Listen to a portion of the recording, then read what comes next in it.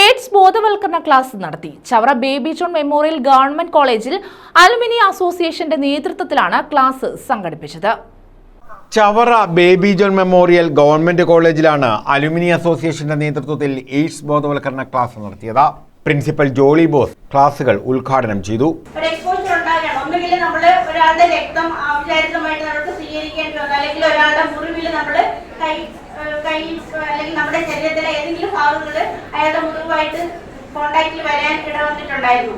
അല്ലെങ്കിൽ ഏതെങ്കിലും രീതിയിലൊരു കോണ്ടാക്ട് സെക്സ്വലി അബ്യൂസോ അല്ലെങ്കിൽ ഏതെങ്കിലും രീതിയിലൊരു സെക്ഷൽ കോണ്ടാക്ട് നമുക്ക് നടത്തേണ്ടി വന്നു.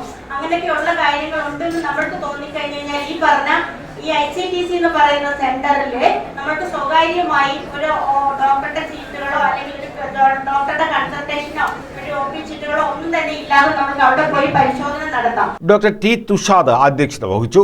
വൈസ് പ്രിൻസിപ്പൽ അൻസാദ് അബ്ബാസ് മുഖ്യപ്രഭാഷണം നടത്തി. വിദ്യാർത്ഥികളെ പങ്കെടുപ്പിച്ചുകൊണ്ടുള്ള വിദ്യാർത്ഥികളുമായിട്ട് ഇന്ററാക്ഷൻ ഉള്ള വിദ്യാർത്ഥികൾക്ക് പ്രയോജനം ചെയ്യുന്ന വിവിധ പരിപാടികൾ കോളേജ് തലത്തിൽ നടത്താനും തീരുമാനിച്ചു. അതിന്റെ ഭാഗമായിട്ടാണ് നമ്മൾ ഈ ഒരു പ്രോഗ്രാം ഇന്നിവിടെ സംഘടിപ്പിക്കുന്നത്.